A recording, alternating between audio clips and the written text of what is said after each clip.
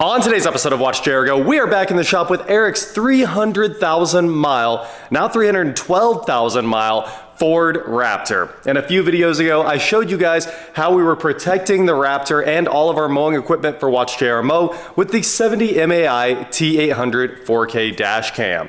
And many of you are probably wondering, how can it record so long and what happens when the battery dies? Well, have we got just the tool for you, the 70 MAI Dashcam Battery Pack. This battery gives us up to an additional 33 hours of parking sentry mode. And if it takes us 33 hours to mow a lawn, we're doing something wrong.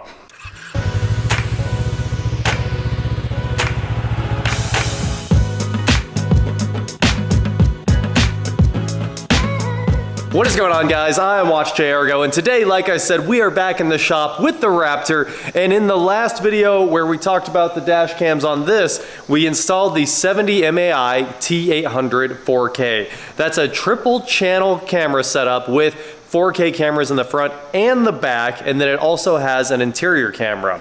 And this setup is pretty epic because we also have a 4G hardwire module on here, and you stick an AT&T SIM card in that hardwire module and you can monitor the camera whenever you want. It can send parking events and motion events to your phone, and if you want to be able to record for an extremely long period of time, we also installed the 70 MAI Dashcam battery, and I'm going to show you guys that today. If you want runtime above all else, this is probably the setup for you. So here's that 70 MAI T800 dash cam setup right here.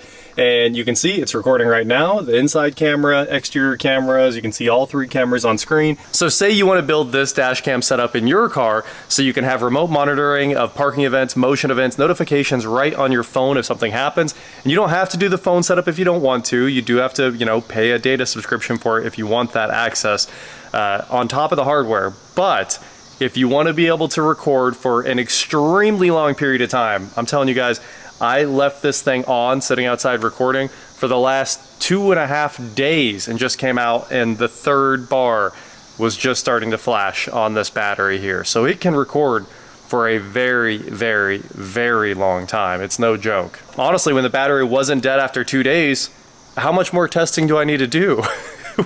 We'd have to leave this thing sitting to really find out how long this battery lasts, I guess. But let me show you how to set this thing up. So this is the battery, right? 70 MAI Dashcam battery pack, 7,500 milliamp hours, 96 watt hour capacity there. And I did show kind of how it was wired initially in the first video. If you want to jump back there, you can take a look at that. But basically we bring in switch 12 volts from the ignition, and that goes into the 12 volt input right there on the battery. And then there's a USB-C output. If you want to use that to power the camera, you definitely can. And then there's a 12 volt out right here that runs all the way up to the camera. And then on the side of it, there's a power switch and the LED bar graph that shows we've got 4 bars at the moment. So the battery is fully charged and ready to rock. This battery is pretty big. It's a unit and it's Velcroed to the carpet up here under the dash. So it comes with some big Velcro strips, and you can either install both sides or you can just install the coarse side and stick it right to the carpet. And it works out really well in here. I don't think anyone's ever gonna end up with their feet all the way up under the dash. So then from there, I bring that 12 volt out up the pillar and over to the hardwire LTE module here. And then from that, you take a USB-C cable and just run it down to the camera. And that's the entire setup. It's really no big deal, and if you're not running the hardwire module, you can just run USB-C straight from the battery up to your camera and you'll be totally set up. I mean, you'll need power in, but that's it. And speaking of some of that dash cam footage you might want to capture, check out this crazy road rage I saw just a minute ago. It was pretty insane to see the guy in this car, this silver Ford. You're looking at it right now. I forgot what kind of car it was, but the video sure didn't. He was trying to literally hit the guy on this sport bike. Now, it kind of looked like it was a two-way street. No pun intended, it was a two-way street. But absolutely crazy to catch something like this on video. And if it would have, maybe they swerved into my lane and hit me, it would have been critical to have it. And speaking of good footage to have, here's a bunch of the parking sentry footage we have from when I first installed the camera. It's honestly really cool to have this thing out in a parking lot and recording every bit of motion it sees. And at this mall parking lot, it was so busy, it was recording the whole time.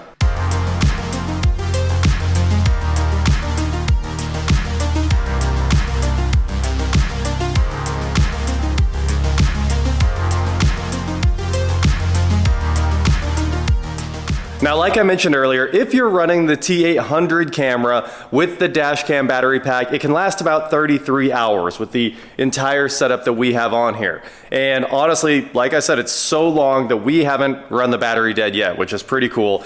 But if you have one of the lower power consumption cameras, it can last over 60 hours. They say 60 plus hours. And that's nearly 3 days. I'd say that's the length of my average fly in and fly out trip. I could park this thing at the airport and have Parking Sentry recording the entire time.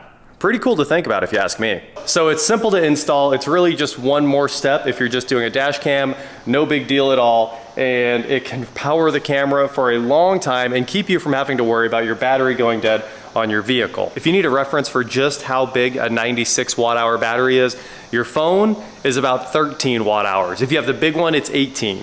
So this is more than 4 times bigger than the biggest iPhone. So almost 5-6 times bigger than my iPhone. This battery really does have a lot of capacity for those extended run times on this dash cam. So the dash cam battery basically just acts like a giant UPS in between the main power for the camera, which is your vehicle's battery. Just like a power outage at home, power goes out and the big batteries keep your critical electronics running. And here the critical electronics are the dash cam because you've got those motion events, buffered motion events. I do want to mention that if something happens, it records the video before that happened, right? Because it's just always kind of recording in the background in case something happens.